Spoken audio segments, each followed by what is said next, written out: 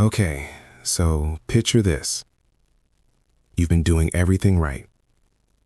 You've got the budget spreadsheet, you've cut the subscriptions, you're packing lunch like 3-4 days a week.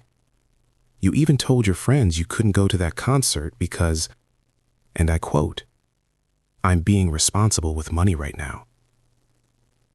And after like 2, maybe 3 years of this, you check your savings account and you've got $31,000.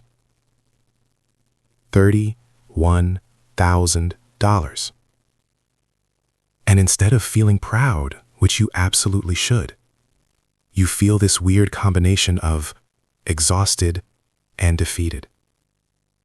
Because your coworker just mentioned casually at lunch that his portfolio is up $40,000 this year alone. And you've been grinding for 3 years and you're still not even at 50. So you start doing the math in your head and you think, okay, at this pace, when do I actually get somewhere? When does it stop feeling like I'm just pouring water into a bucket that has a hole in it? If that hits close to home, stay with me.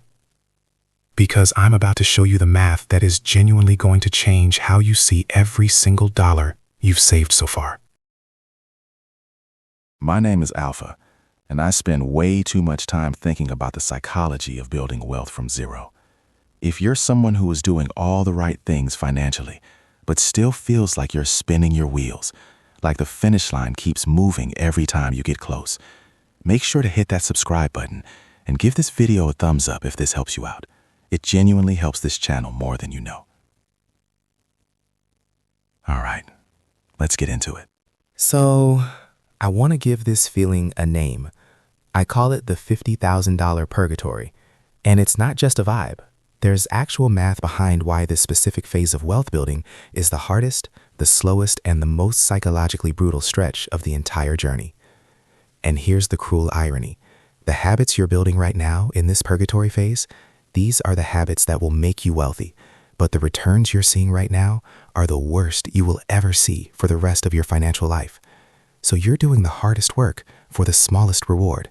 That is a brutal feedback loop, and almost nobody talks about it honestly. Here's what most people don't realize. The first $50,000 is not just hard because saving money is hard. It's hard because compound interest, the thing everyone tells you is the eighth wonder of the world, is basically useless to you right now, and I can prove it. Let's say you've got $20,000 saved. You invested at an average 8% annual return, which is roughly what a broad index fund has historically returned over long periods, adjusted loosely for inflation. At the end of the year, you've made $1,600. $1,600 after a year of your money sitting in the market. Now, if you're saving $1,000 a month, you contributed $12,000 that year yourself. So your own behavior, your discipline, your sacrifice, your brown bag lunches generated 7.5 times more wealth than the market did. The compound interest isn't doing anything meaningful yet. You are the engine, and that's exhausting. Now here's where it gets really interesting. Let's fast forward. Same person, same 8% return, but now they've crossed that $50,000 threshold and they're sitting on $100,000.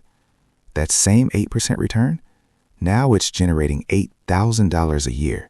That's $667 a month, just showing up. You haven't done anything. You haven't optimized anything. You didn't grind for that money. It just appeared. Now let's go further. $250,000? That 8% return is writing you a $20,000 check annually. That's nearly $1,700 a month in passive growth. For context, that's more than a lot of people save in an entire year. And at $500,000, which is absolutely achievable for a middle-class household over a working lifetime, you're generating $40,000 a year in growth without touching the principal. So look at that progression. At $20,000, you made $1,600. At $500,000, you're making $40,000. Same percentage, wildly different life. This is what people mean when they say compound interest accelerates over time. But here's the thing nobody draws out for you clearly. The acceleration is almost invisible at the beginning. It's not a smooth curve that feels exciting from day one. It's flat, flat, flat, flat, and then it bends sharply. and almost everyone quits during the flat part. Now, you might be thinking, okay, Nick, the math makes sense, but knowing the math doesn't make it feel better. And you're right.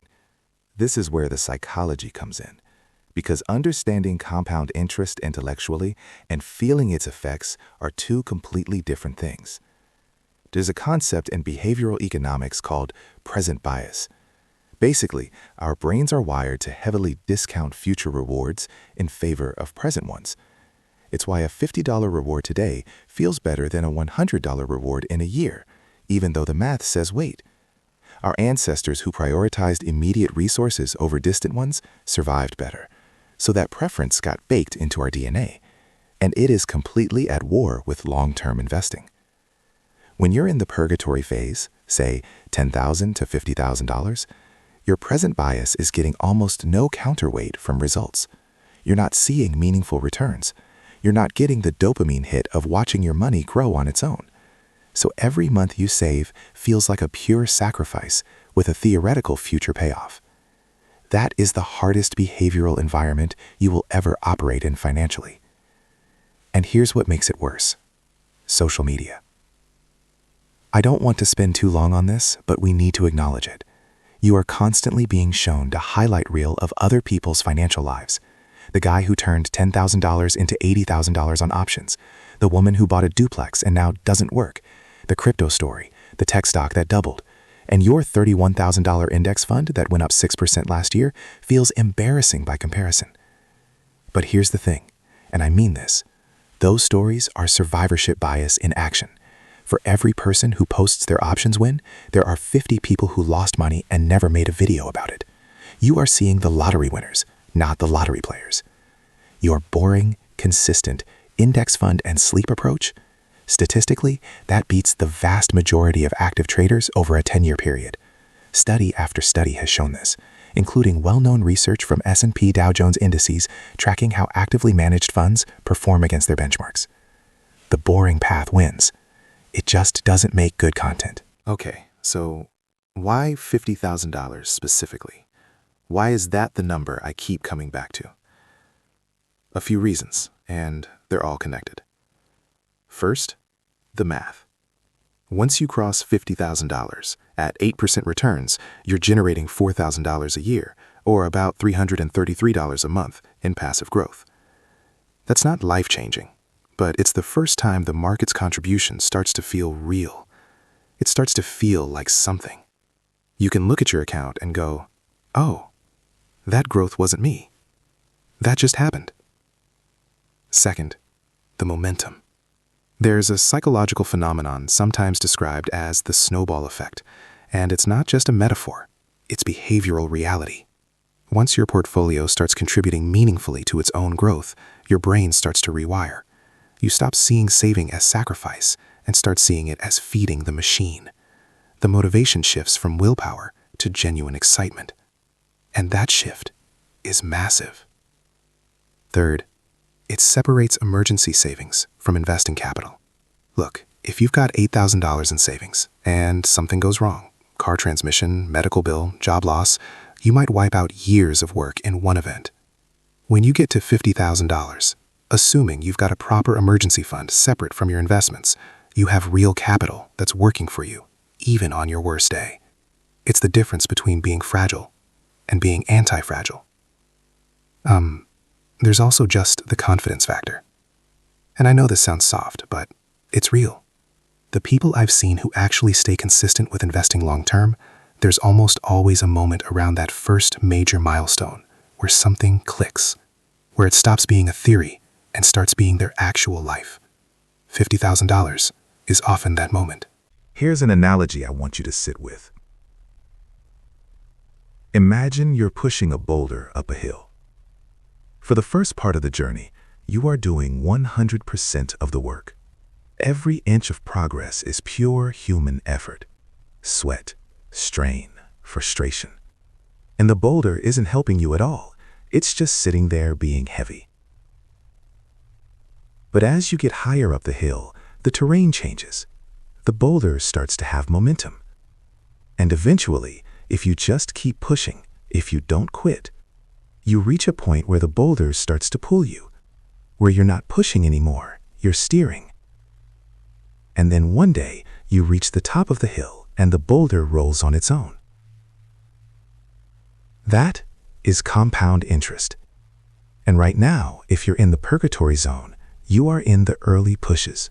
The boulder is not helping you, but it will. The physics of the situation guarantee it, as long as you stay in the game. The most dangerous thing you can do right now is look over at the person next to you who started 5 years earlier and is now being dragged by their boulder and think that you're failing by comparison.